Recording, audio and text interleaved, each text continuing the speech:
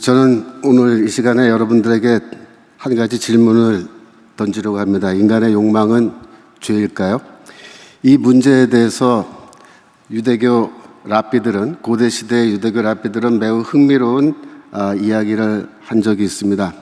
랍비들은 인간의 내부에 악한 성향과 선한 성향이 서로 대립하고 갈등하고 있다고 그렇게 보았습니다. 악한 성향이 선한 성향보다 더 힘이 세서 자연 상태로 놔두면은 인간은 자연스럽게 죄를 짓는 길로 갈 수밖에 없다, 그렇게 보았습니다.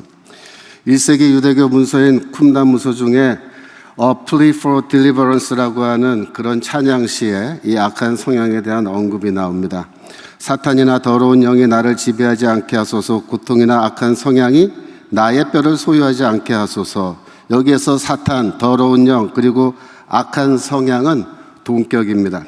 나의 뼈를 소유한다는 말은 나를 장악한다는 겁니다.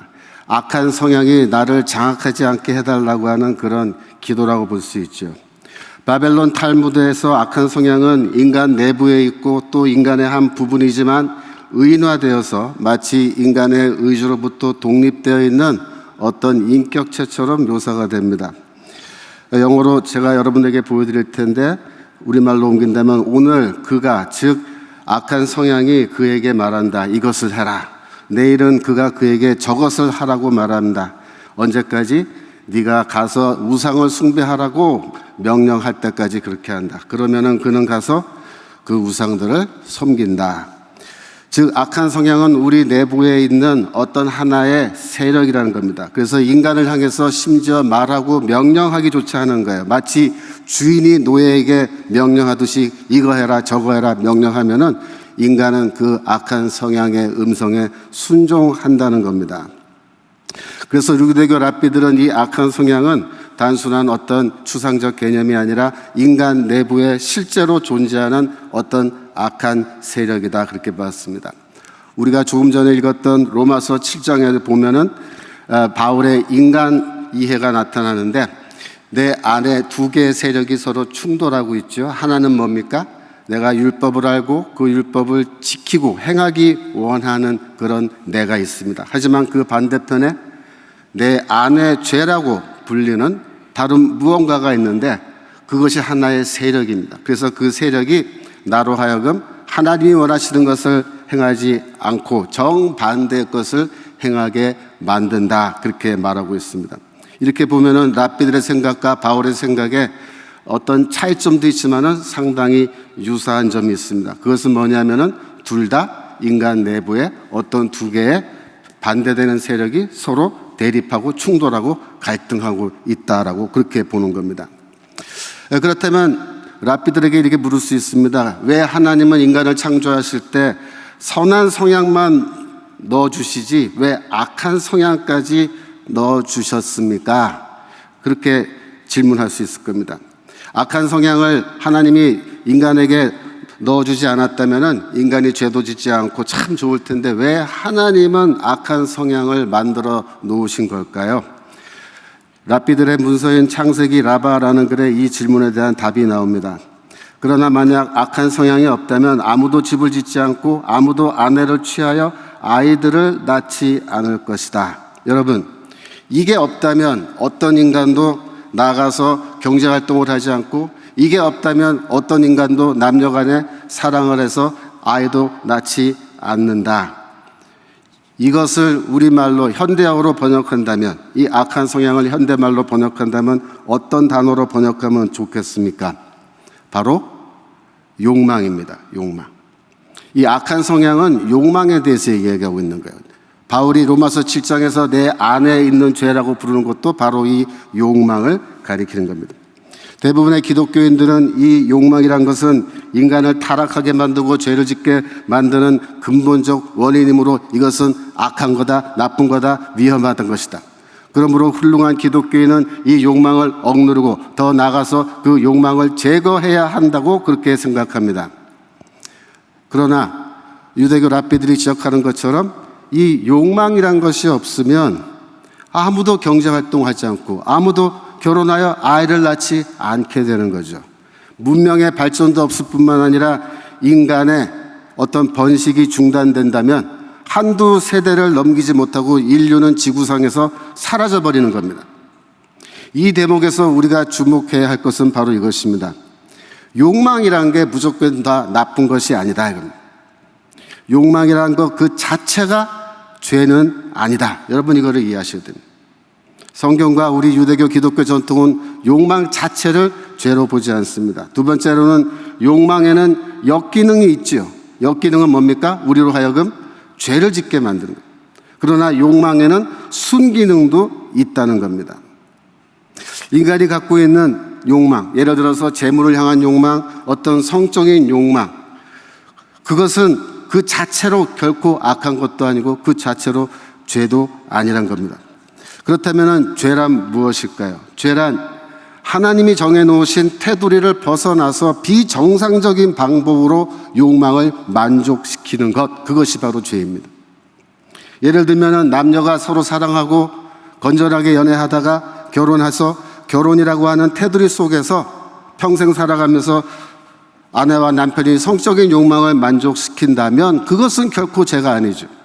그것은 오히려 하나님께서 원하시고 기뻐하시는 겁니다. 결혼관계를 벗어나서 불법적인 방식으로 성적 욕망을 만족시키는 것, 그것이 바로 죄입니다. 유대교식으로 말한다면 율법을 어기면서 성적 욕망을 만족시키면 그것이 죄가 되는 겁니다.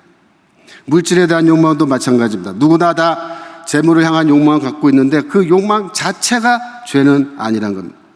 경제활동을 통해서 우리가 돈을 벌 때 하나님께서 정해놓으신 율법의 테두리 안에서 법을 지키면서 돈을 번다면 그것은 죄가 아닙니다. 죄란 뭡니까? 돈을 벌기 위해서 불법을 저지르면 그게 죄죠. 예를 들어서 제가 어렸을 때는 텔레비 뉴스에 이런 뉴스가 자주 나왔어요. 어떤 두부를 만드는 그 공장에서 두부에다가 횟가루를 넣어서 두부를 만들었는데 경찰에 이제 걸려서 다 체포됐다.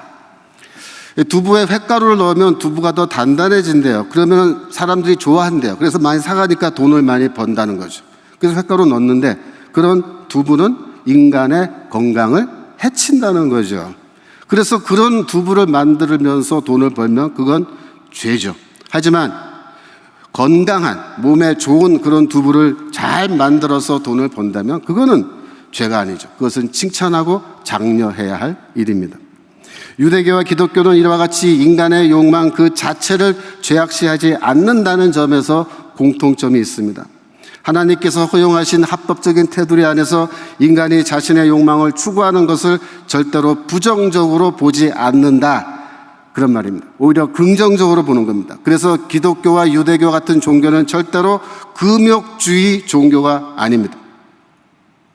그럼에도 불구하고 고대교회 때부터 이 금욕주의는 우리 기독교회 안에 슬며시 들어왔습니다. 예를 들어서 신약 성경 위경 중에 하나인 수도 클레멘타인 하멀리스라고 하는 그런 책의 15장 9절에 보면 이런 말이 있습니다. For all men possessions are sins. 인간이 무언가를 소유하는 것은 죄다 이렇게 말합니다. 한마디로 돈은 죄다 이런 말이죠. 여러분 성경에 소유하는 것은 죄다, 돈은 죄다 이런 말이 있나요? 어떤 분들에게 물어보니까 있다 그래요. 어디 있냐 물으니까 디모데전서 6장 10절에 있다 그랬습니다. 한번 볼까요? 돈을 사랑함이 일만하게 뿌리가 되나니. 돈을 사랑함이 악한 것이지 돈 자체가 악이라고 하지 않았죠. 여러분 하나님이 아닌 그 어떤 것을 사랑하고 거기에 푹 빠져서 살아가는 게 그게 죄라고 말한 겁니다. 그것이 돈이건 그것이 마약이건 그것이 명예건 그것이 어떤 이성이건 그것을 사랑하고 그것에 집중하고 그것에 최고의 가치를 두고 그것을 위해서 목숨을 거는 것, 그것이 죄라고 이야기하는 겁니다. 돈 자체가 죄라고 말하고 있는 이런 이야기는 잘못된 것. 그것은 금욕주의. 금욕주의는 복음이 아닙니다.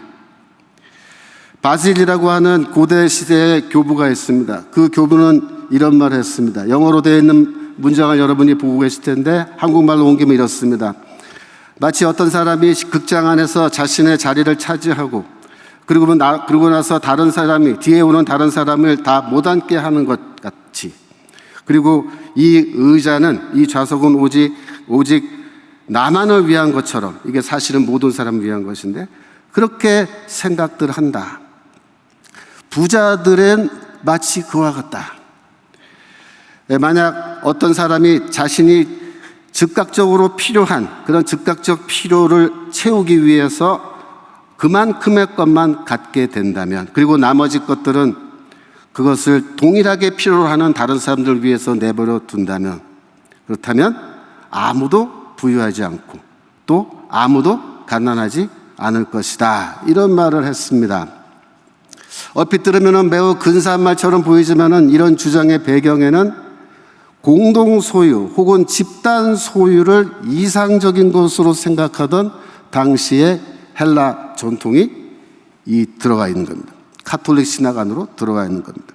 그래서 소유 자체를 악한 것으로 보는 겁니다. 개인이 무엇을 소유한다는 것 자체를 악한 것으로 보는, 오늘날로 말하면 고대판 기독교 마르크스주의라고 말할 수 있을까요? 그런 전통이 카톨릭 신학 안에 있습니다. 그레고리 오브 나지안주스 혹은 잔 크리스토스톰 같은 교부들은 한술 더 떠서 하나님의 창조 세계에는 원래 사적 소유라는 것이 없었는데 인간의 타락의 결과로 인해 사적 소유권이 생겨나서 부자와 가난한 자가 생겨났다라고 그렇게 주장했습니다. 놀란 말이죠. 이런 그레고리 오브 나지안주스 같은 사람, 이런 사람들은 현대 카톨릭의 해방신학의 원조라고 말할 수 있을 것 같습니다. 왜 카톨릭 신부들이 해방신학 같은 좌파신학들을 그렇게 좋아하고 사회주의를 좋아하는지 해답이 보이는 겁니다. 2000년 된 카톨릭의 이런 금욕주의적인 전통은 근본적으로 칼 막스의 공산주의 사상과 잘 어울릴 수밖에 없습니다. 카톨릭의 그 신부들 중에서 일부가 정의구현 사재단을 만들어서 그런 아주 말도 안 되는 주장을 일삼고 있는 그런 이유는 카톨릭의 이런 금욕주의적 전통이 사회주의 이념과 너무나 궁합이 기가 막히게 잘 맞기 때문입니다. 그런데 문제는 뭡니까? 이런 카톨릭의 금욕주의적인 전통과 해방신학 같은 것이 오늘날 우리 개신교 교회 전반에 오래전부터 널리 퍼져 있다는 것입니다. 그래서 개신교회가 점점 카톨릭 교회처럼 되어가고 있습니다. 장신대 채플에서도 카톨릭 찬송을 부르고 카톨릭 예전을 흉내내는 것이 이제 자연스러운 일이 되었습니다. 그레고리안 선율을 따르는 카톨릭 성가를 부르는 것이 우리가 그동안 사용해온 찬송가의 노래들보다 무언가 더 거룩한 느낌이 들어서 그러는 건지, 아니면 우리 스스로 카톨릭 전통이 개신교 전통보다 더 우월하다고 생각해서 그러는 건지 솔직히 심히 우려됩니다. 하기야 2017년에 종교개혁 500주년, 종교개혁 500주년을 기념하면서도 그때 무슨 말들이 오가냐면, 루터의 종교개혁은 루터가 로마서를 잘못 읽었고 오해해서 비롯된 것이라고 하는 개신교 신학자들의 주장이 난무했습니다. 가톨릭으로 돌아가야 된다. 이신칭의 종교개혁의 교리가 교회를 다 망가뜨려놨다, 이런 소리를 하면은 개념 있는 신학자가 되는 세상이 되었기 때문에 가톨릭 성가곡 좀 부른 것 가지고 뭘 하라고 말하기도 사실 죄송한 생각이 듭니다만은 하여튼 문제는 문제다, 이런 생각입니다. 이런 관점에서 보면은 카톨릭 수도원 전통도 사실은 그다지 좋은 게 아닙니다. 수도사들에게 청빈을 요구하는 것인데 이것은 매우 금욕주의적인 발상이죠. 청빈, 뭡니까? 무소유와 가난함 그 자체에 아주 고귀한 가치가 있다고 보는 겁니다. 반대로 부유함은 아주 천박한 것이고 물질이란 것은 절대로 피해야 된다. 그래서 길거리 걸어가다가 동전 한 입 떨어져 있어도 수도사는 그걸 건드리면 안 된다, 이렇게 돼 있지 않습니까? 이런 청빈의 규율이 무언가 좋고 멋있는 것처럼 여겨집니까? 그게 좋은 게 아닙니다. 사실은 굉장히 위험한 발상이란 거예요. 여러분, 성경은 하나님이 정해놓으신 율법의 범위 안에서 자신의 재산을 증식시키려는 노력을 절대로 죄악시하지 않습니다. 오늘날로 말한다면 현대 사회가 정해놓은 여러 가지 경제법, 민법, 상법 등등을 준수하는 범위 안에서 자신의 재산을 증가시키려고 하는 인간의 노력을 죄로 정죄하지 않는다, 그런 말입니다. 그것은 정당한 것이고 합법적 경제활동을 통해 재물을 추구하는 것을 악한 것으로 보면 안 된다는 겁니다. 만약 그렇게 가르친다면 그것은 성경적 가르침이 아니라 그것은 금욕주의의 가르침입니다.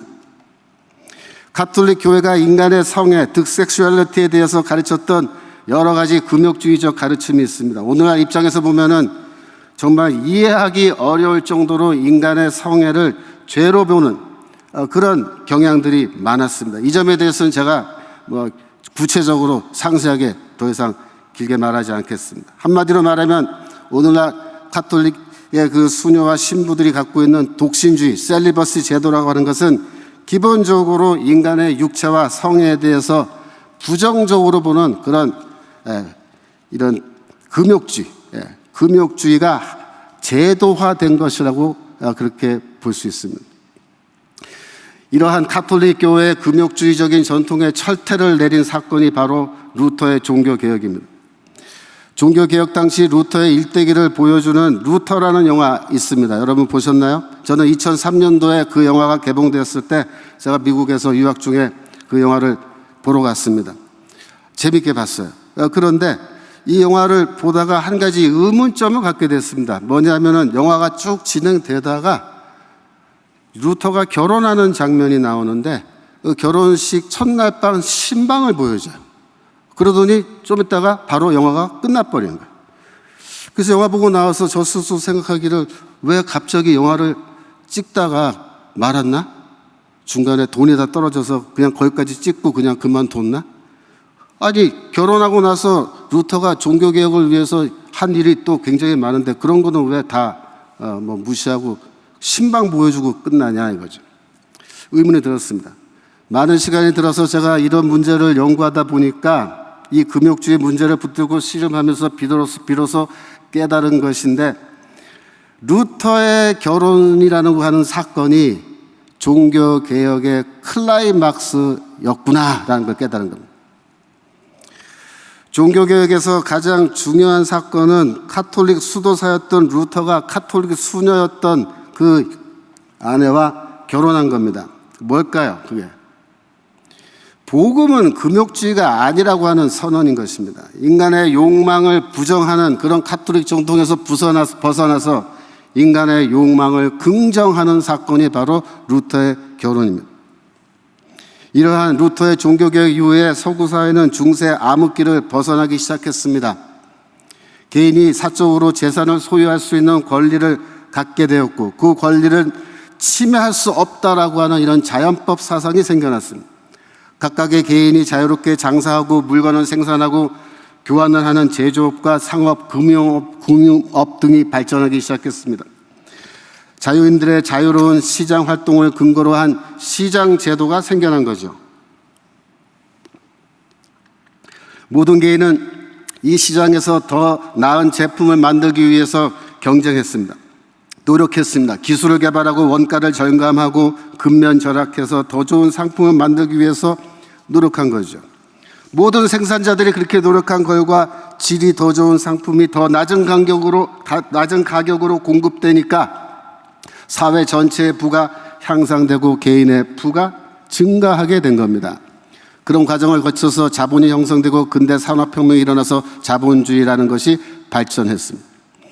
막스는 자본론에서 이 자본주의가 발전하는 과정에 대해서 아주 상세하게 묘사하면서 그 과정에서 얼마나 비인간적인 짓들이 일어났는지를 비판합니다. 저도 자본론 다 읽어봤습니다. 2번이나 읽어봤습니다.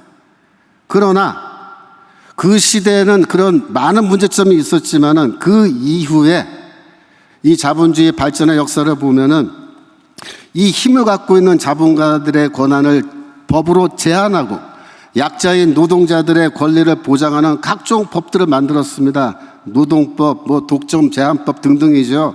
이런 법들이 우리나라에도 수없이 많이 만들어져서 지금은 소위 말하는 자본가들이 그런 무자비한 방식으로 이윤을 추구하는 것들이 법적으로 불가능하게 됐어요. 돈을 벌기 위해서 두부에 횟가루를 넣으면 처벌하는 법이 만들어진 거죠. 그래서 법이 다스리는, 왕이 아니라 법이 다스리는 법치주의가 확립된 겁니다. 그래서 시장경제제도와 법치주의가 함께 발전한 겁니다. 이런 시장경제제도는 인간의 욕망이 갖고 있는 역기능을 보면서도 동시에 순기능을 함께 본 겁니다.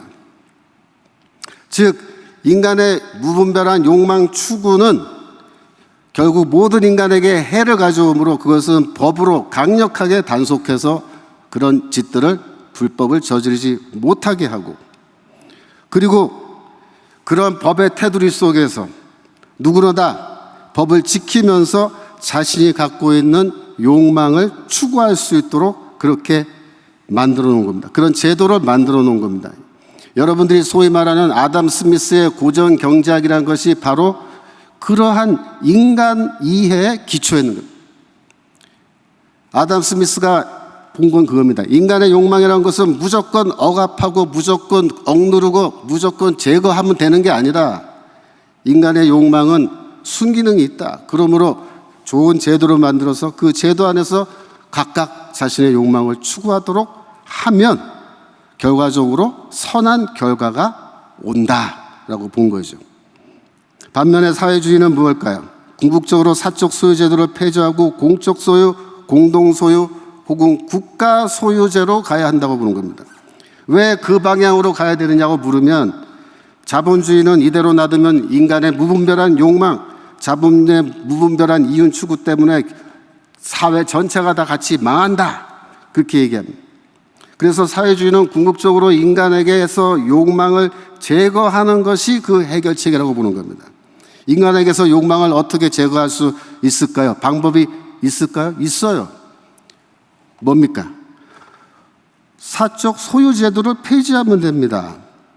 아무도 무엇을 소유할 수 없게 만들어 놓으면, 소유하는 것 자체가 불가능하게 만들어 놓으면 더 이상 인간은 소유하기 위해서 노력하지 않고 욕망도 갖지 않게 된다, 그거죠. 이 사회주의 이념이죠. 이게 뭡니까? 이게 금욕주의입니다. 금욕주의. 그래서 이 종교적 금욕주의가 왜 위험하냐면 이것이 경제제도로, 정치제도로 번역이 되면 이런 사회주의가 돼버린 거예요.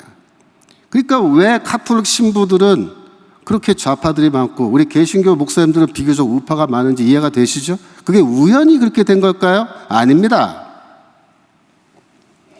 루터의 종교개혁으로 인해서 생겨난 이 프로테스탄트들은 이제 경제적으로 성장해서 근대 시민이 되었습니다.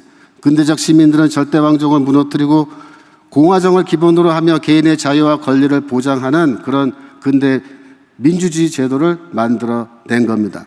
그 출발점이 루터의 종교개혁이었고, 그 출발점이 금욕주의는 복음이 아니다라는 선언에서 이 근대사회가 출발한 겁니다. 여러분이 그걸 보실 수 있어야 됩니다. 정치적으로 자유민주주의, 경제적으로 시장경제제도라고 하는 이 두 개의 큰 제도, 이것이 결국 뭡니까? 현대사회의 핵심입니다. 우리가 지금 살아가고 있는 현대사회의 핵심적인 제도인데, 이런 제도가 생겨나서 이제 어떻게 됐습니까? 예전에 그 종교개혁 이전에 예전에 인류가 가난과 굶주림 속에서 살아가던 그 시절에서 해방되어서 이제는 뭐 단순하게 입에 풀칠하는 정도가 아니라 우리 한 명 한 명의 개인이 예전에 왕이 누리던 것보다 더 이상을 누릴 수 있는 그런 문명사회에서 우리가 살아갈 수 있게 되는 건데요. 이 모든 출발점은 금욕주의는 그것은 복음이 아니다. 성경은 금욕주의를 가르치지 않는다라고 하는 인간의 욕망에 대한 정확한 이해입니다. 인간의 욕망에 역기능만 있는 게 아니라 순기능도 있다라고 하는 그 이해에서 시작된 겁니다. 여러분, 많은 목사님들이 또 신학자들이 그동안 한국교회가 번영의 신학에, 잘못된 번영의 신앙에 빠져 있었다, 그렇게 비판합니다.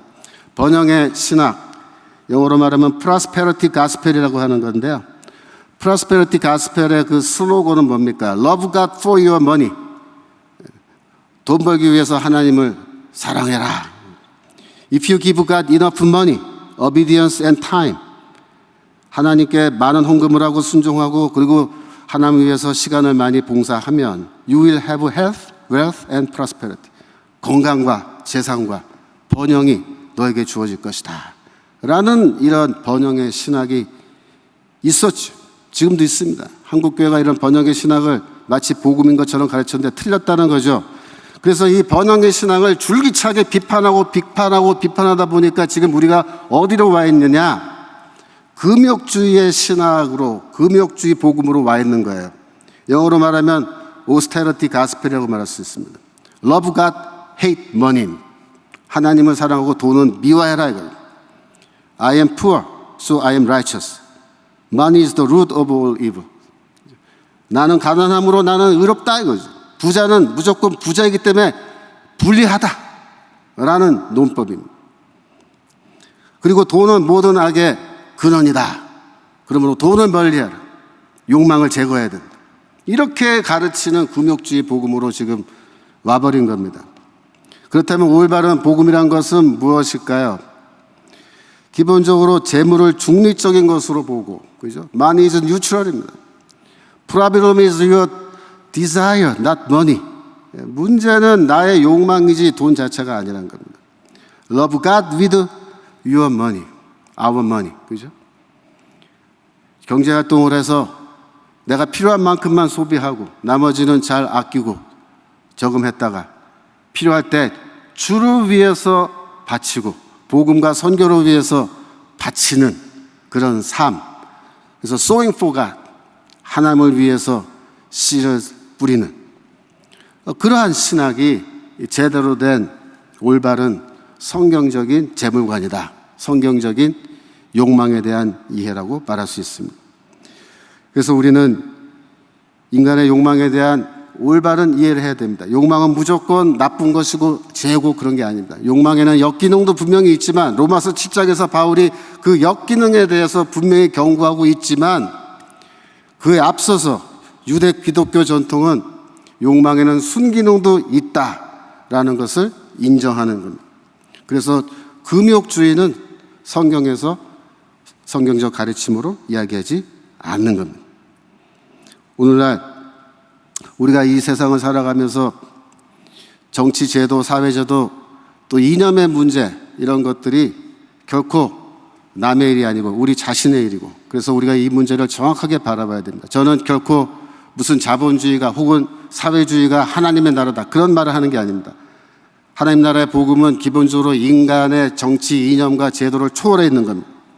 그래서 하나님의 나라 어떤 복음을 특정 정치 이념과 연결해서 말하는 것은 매우 조심스러운 겁니다. 하지만 그러나 우리가 이 땅에서 발을 딛고 살고 있기 때문에 이 두 가지 이념 중에서 어떤 것이 더 성경의 내용과 부합하고 어떤 것이 더 기독교 복음과 잘 맞는 것인지는 어느 정도 분간을 할 수 있어야 되는데 그런 관점에서 우리가 깊이 있는 관찰을 한다면 지금 현재 인류가 누리고 있는 이런 시장 경제 제도라는 것은 종교개혁의 그런 인간에서부터 출발해서 그런 관점에서 이 사회 제도를 합리적으로 만들어 온 것이므로 이것은 우리가 경험적으로도 이미 경험하고 있고 약간의 문제가 있지만 그것은 얼마든지 개선 가능한 문제고 이 제도를 무조건 무너뜨리고 다른 제도를 선택해야 된다고 하는 그런 주장들은 옳지 않다.